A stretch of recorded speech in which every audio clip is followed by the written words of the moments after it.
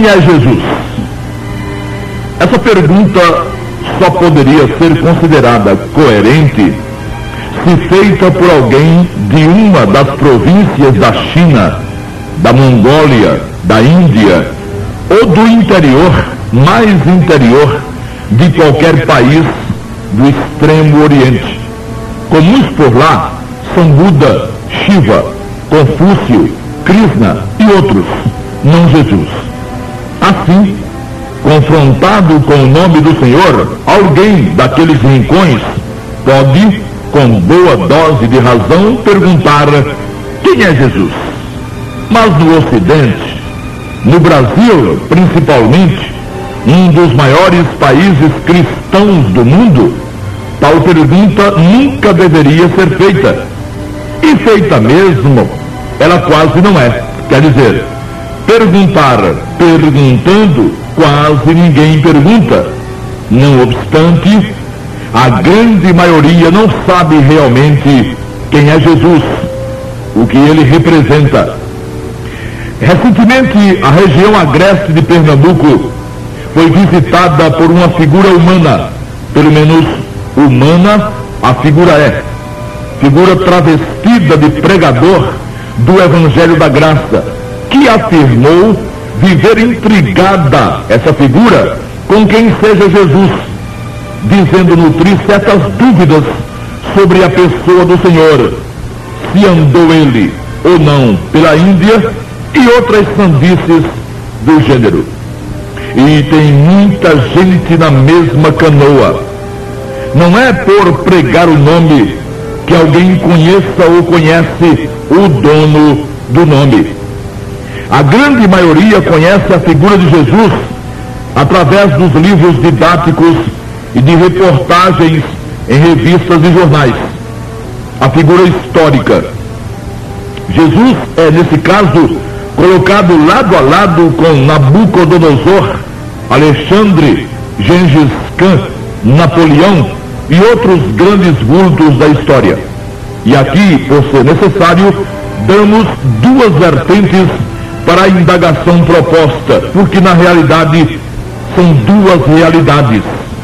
Muitos não sabem quem é Jesus, mas sabem quem foi Jesus. Para saber quem foi Jesus, é só abrir um livro de história, se não de história secular, então de história religiosa e até da história bíblica.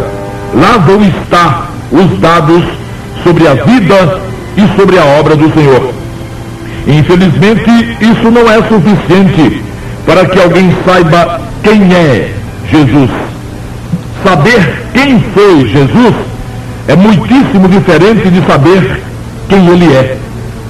Tem importância relativa o conhecimento dos feitos do Senhor, andando pelas estradas de Israel, curando, ressuscitando mortos e principalmente multiplicando pães e peixes. Esse é o Jesus que foi. O Jesus que foi e que faz parte da história. É o Jesus de todo mundo. É o Jesus do chamado cristianismo. É o Jesus que teve mãe e morreu. É até o Jesus das orações e das rezas. O Jesus da paixão. Só não é o Jesus que é. Quando alguém faz uma afirmação como a que foi feita pelo pregador, dizendo que ainda se intriga com a figura de Jesus, está de forma subtendida, de forma implícita, declarando que não sabe quem é Jesus ou quem seja Jesus. Aqueles que sabem quem é Jesus, sabem-no em relação a si mesmos. Podem até, como já dissemos, nem saber quem foi Jesus, o que fez, por onde andou e outros dados biográficos, mas sabem o que lhes aconteceu quando o constituíram como seu salvador pessoal e único. Não é suficiente o conhecimento acadêmico das Sagradas Escrituras. Esse conhecimento cultural muita gente tem. Existem muitos que exploram as páginas das Sagradas Escrituras com o definido propósito de encontrarem falhas e poderem se deleitar na sua própria desgraça. São masoquistas. As falhas que eles pensam terem encontrado são um produto de sua má vontade, aliada à própria incompetência no trato com a palavra de Deus.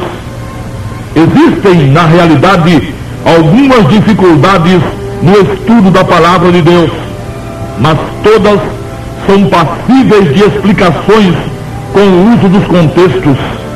Esses predadores, no entanto, não estão interessados em conhecer os contextos. Eles cavam e têm cavado sua própria sepultura eterna. Quanta gente não gosta de exaltar as qualidades de Jesus? Os espíritas, por exemplo, se desmancham em elogios ao caráter do Filho de Deus. Foi o maior dos homens, dizem. Foi um espírito evoluído. Foi o exemplo a ser seguido por todos rumo ao aperfeiçoamento. O Jesus deles, como temos visto, é o Jesus que foi. Eles não veem o Jesus que é. Eles não querem o Jesus que é. Quando se trata de ser, eles insistem em ser, mesmo nada sendo e nada tendo diante do Altíssimo. Diante da justiça de Deus, alguém só seria se fosse igual a Jesus. Quer dizer, a justiça de Deus só aceitaria alguém que conseguisse a perfeição do Senhor Jesus.